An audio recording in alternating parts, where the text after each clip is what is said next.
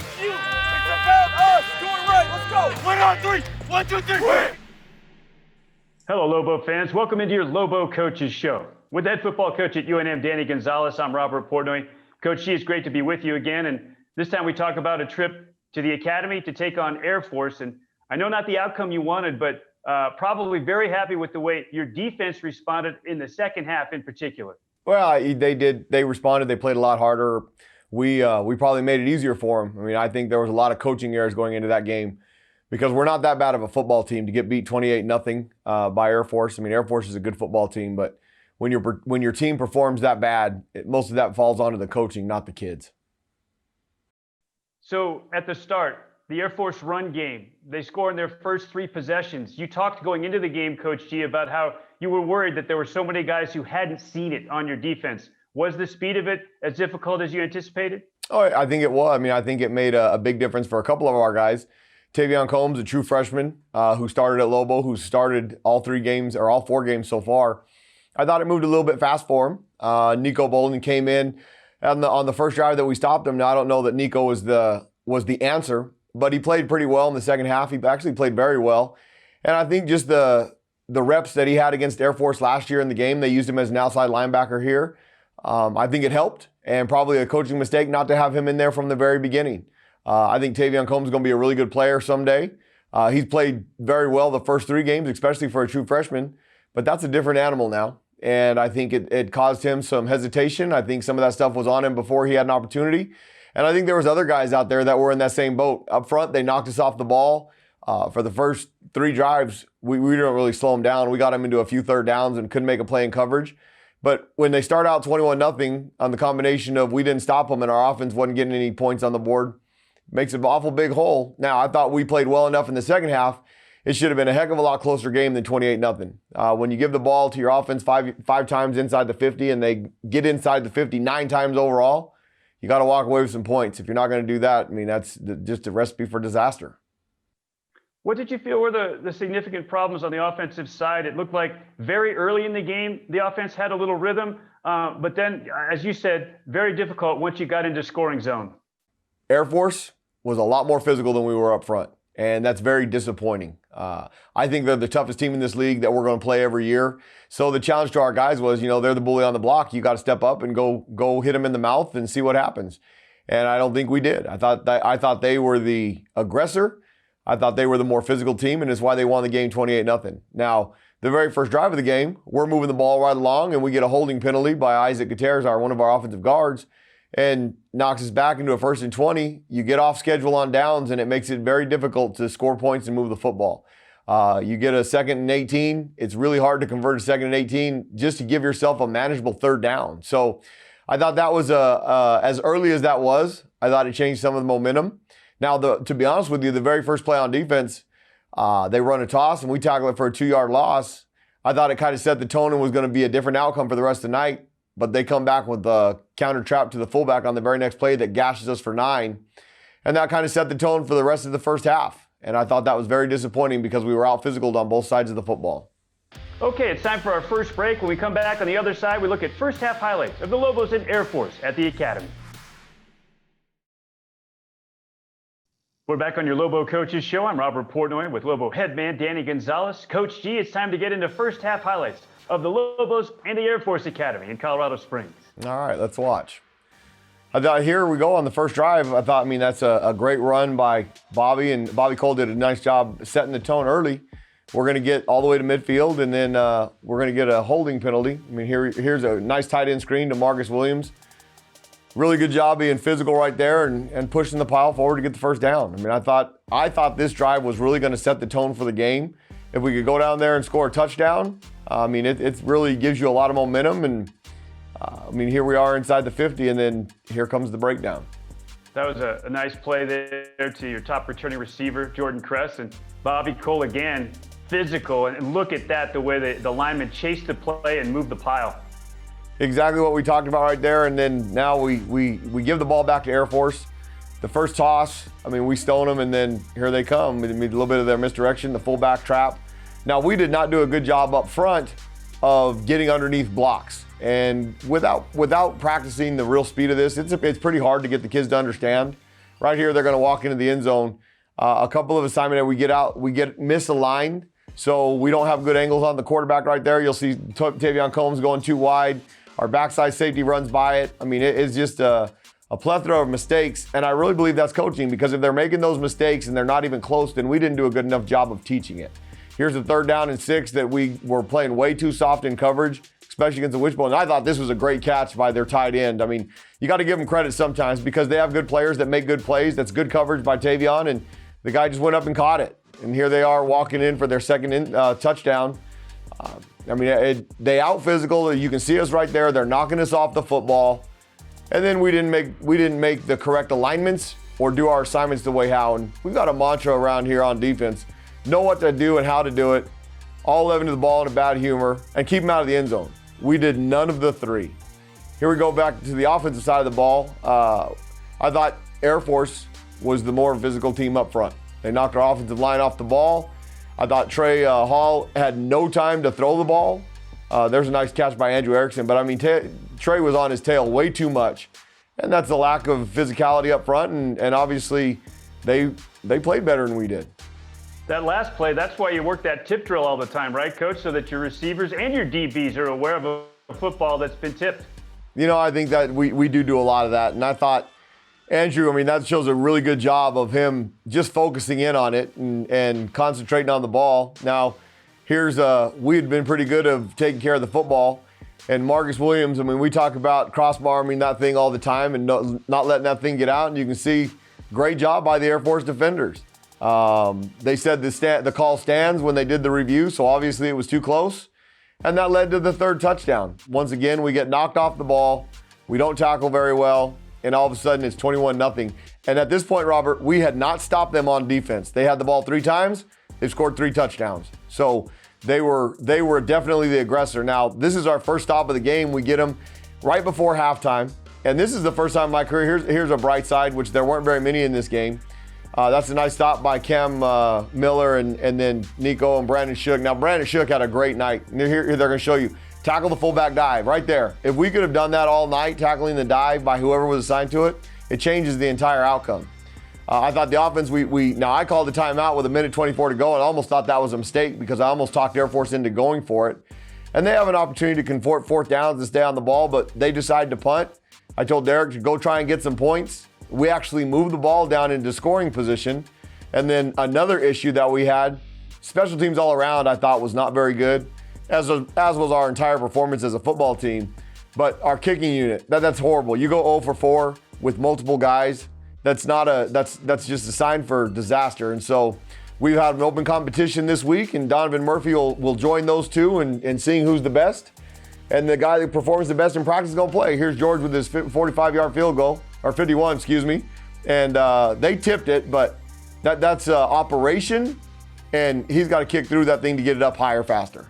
Well, one thing there at the end of the half, 2 real positives, Coach G. You get the stop. That was big. And then I love the execution there with about 8 seconds left to get the ball advanced far enough to where you were in a field goal position. You could try the 51-yarder, and you got the timeout with just a couple of ticks to go. The execution there at the end of that drive was good.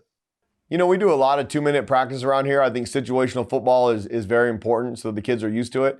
And I thought the offense did a great job moving the ball down there, getting in scoring position. We can run the kicker out there, and that's a kick now. 51 yards, yeah, it's a little bit far, but you got to remember now, we're at altitude where we kick at altitude at home, and we crush 60-yarders all the time. So a 51-yarder should be within our range. We've got to step up and make that kick. And if we have a little momentum, being 21-3 at halftime, the second half might be completely different. Now, I thought the message to the kids at halftime was, you know what, forget about the scoreboard. We're going to find out the true character of our football team. You can go out there and lay down and just surrender and let Air Force just beat you into the ground, or you can come out and fight and take it one play at a time. And if we do the right things and we make some plays, we'll have a chance to get back in the game.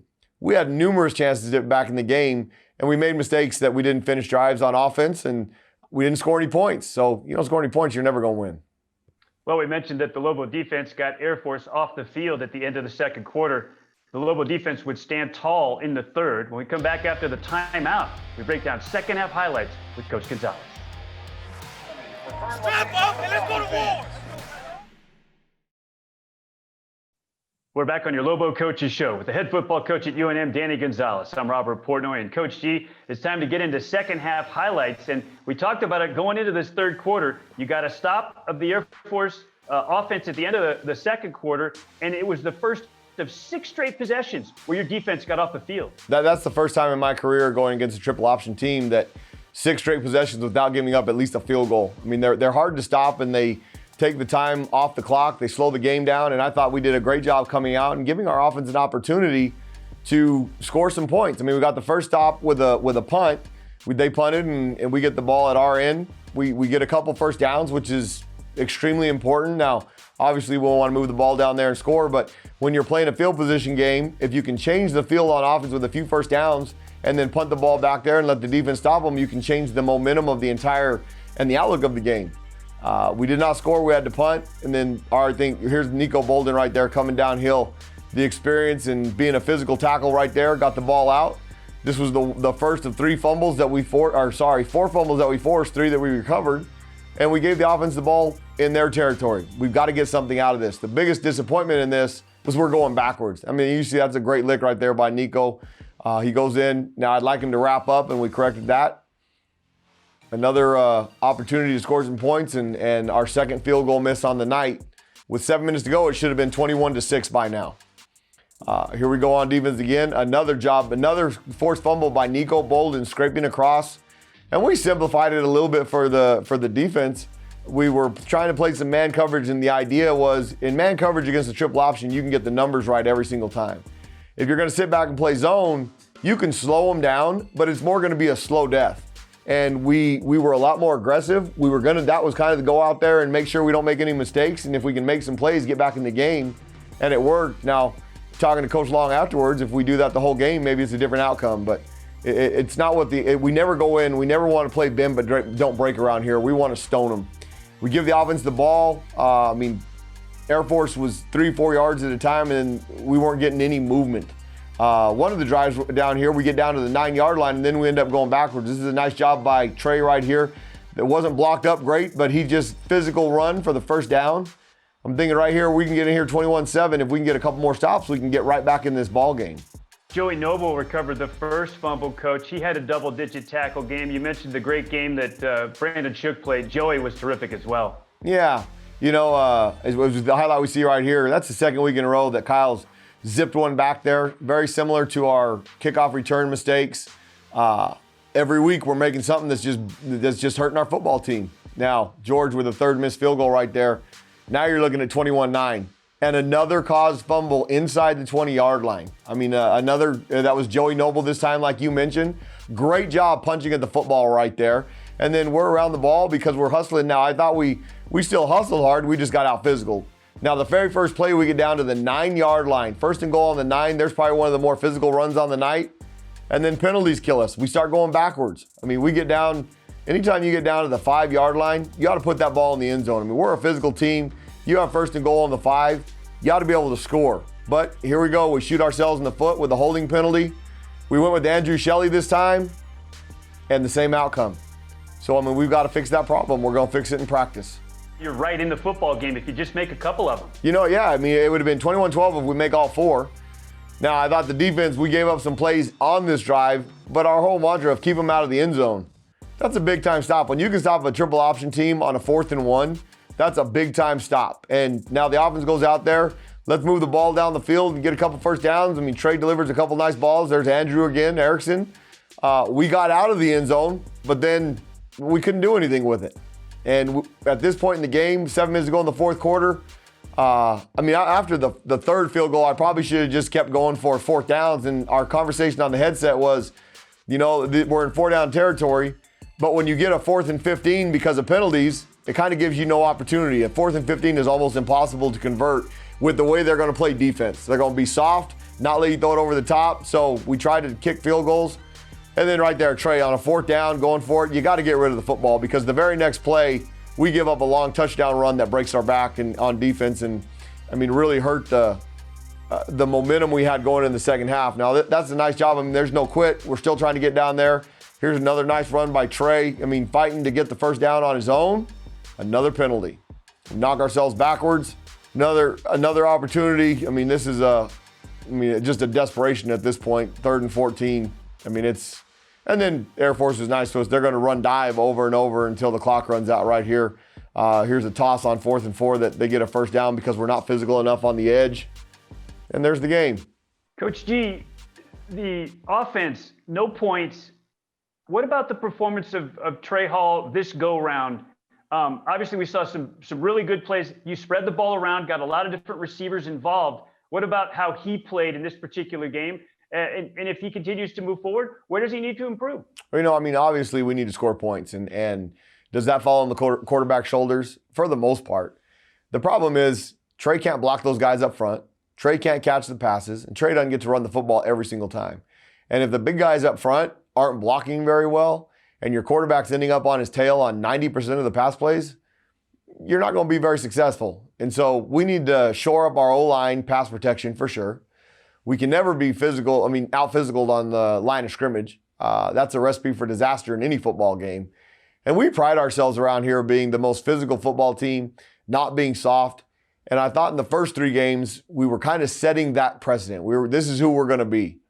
I don't think we did that on Friday night. I thought we were, and I hate to say it because your football team is a reflection of you. And I thought we were soft. So obviously we did a soft job of coaching them during the week, not to give them a chance. We played that way on Friday night. And when you have a football team that is more capable of doing something, then it's the coach's fault. We didn't coach them well enough. And we'll get that fixed because that's ridiculous. Okay, final timeout. We come back on the other side. We wrap up Air Force and look ahead. The Lobos travel to Utah State. That's next on your Coaches Show. Back for a final time on this edition of your Lobo Coaches Show with head football coach at UNM, Danny Gonzales. I'm Robert Portnoy and Coach G. So 28-0 loss at Air Force. And the most disappointing part of that you didn't get any points on the board. I know the place kicking is one thing, but you want to score touchdowns. And you and Coach Wareheim, I'm sure, going to get together as you guys prepare for Utah State. The offense, not quite what you wanted it to be against the Falcons? No, absolutely not. I mean, that was the first shutout around here since a 38-0 loss to Fresno State in 2017. You should never get shut out. Now, on the defensive side of the ball, being a defensive guy, I think that's a great feat. And that doesn't happen very often. So we've got to correct that on offense. We've got to score points. I mean, our job and our goal around here is to have one more point than the opponent. Really, to be honest with you, whether you lose 27-20 last week or 28-0, it's a loss. I mean, it is what it is. And so we're here to win games. We're here to compete. And we're a struggling football team right now. I can appreciate our guys' effort. We had practice today. They came out with the excitement to have another opportunity to play, especially being out here in Henderson, Nevada. And, if you look at the cross of this, it's probably a blessing that we're here because we have truly our own bubble. They are never gone from us. We know where they are 24 hours a day. The hotel office, they call me if a Uber or a Lyft shows up so I can make sure that it's none of our guys trying to go somewhere, which has never been the case. My big thing is I wish we were doing it at a hotel in Albuquerque. I wish we were spending the money that we're spending in our own community. Not the case. So we're here. We're doing what we have to do to compete, and I'm very appreciative for the people that have given us this opportunity. And we get another one this time on Thanksgiving Day. And a blessing, Coach, you've talked about it, to be able to play football games as we tape this show. Already San Diego State and Fresno State, the Friday after Thanksgiving has been postponed because of contact tracing that results from a positive COVID test. So you guys are doing the right thing. Your players are doing their job. It is working. The team is healthy. And now you get, even though it's a short week, to prepare for Utah State. What does the early part of that preparation look like? We took the day off this week will be after the game.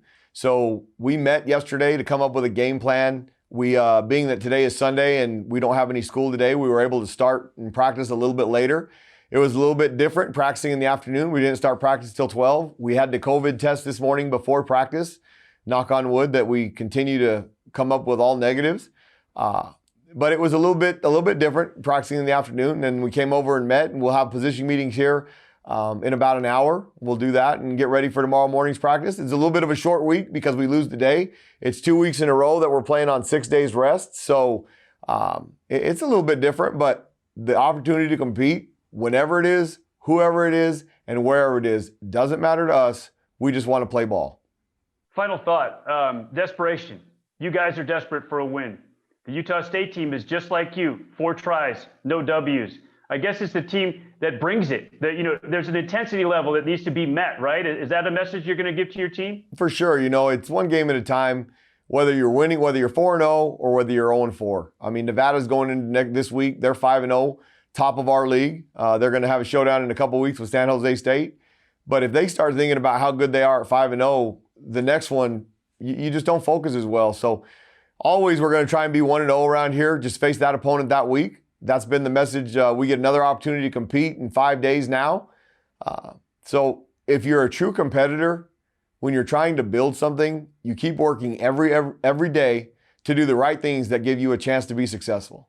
So far, our kids are doing that. Now, I don't know if we did that last week. And like I said, I'm going to take the brunt of that because that's the coach's fault when your team plays that bad. So hopefully we'll prepare them better this week and we'll have an opportunity to go up there. I love the fact that it's going to be in the 30s. Might be in the 20s by the time the game's over. That shouldn't matter to us. I mean, maybe I'm a little bit old school and too old school, but those nice fog benches that they sit on and are warm, we don't put them on our sideline. We did have a couple heaters over there, and I was a little disappointed, and it was addressed that we had about 10 to 12 guys huddled up around one of them at one point. I mean, if you're cold watching a football game, I mean, you're not into it. And if that's the case, those guys don't need to travel to the next game. We'll take the ones that are going to play and be into it. And once they learn about that, we continue to establish that culture, things will start turning around here. But we're still on a long way to go, on a long journey, but we do get an opportunity to compete. One more quick question. It's been a couple more days now, and obviously the fans are interested to hear. Can you give us an update on Tavaka Tuioti? He's another 48 hours closer to getting through the protocol. How's your starting quarterback from the beginning of the year doing? They're doing some different treatments with him now, some different concussion protocol treatment. Hopefully that'll help speed up his process to be able to play on Thursday. It's what they told me last night after the game, or Friday night after the game, that they want to take this all the way up till game time before they decide whether or not he can play. He may have an opportunity to get some reps during practice. He did not yesterday. As we get further along in the week, we'll determine whether or not he'll be able to help us on Thursday night. If he will, he'll play. If they don't clear him, then we'll continue to try and get him healthy for our last 2 ball games. All right, Coach G, thank you so much for your time as always, and best of luck against Utah State. Thank you, Robert. Appreciate it, and look forward to seeing you out there. That's it for your Lobo Coaches Show. For the entire crew, Chase Christensen, Stanley Frazier, Frank Mercogliano, and Lobo head football coach Danny Gonzales, I'm Robert Portnoy. So long, everyone, and go Lobos. Go Lobos.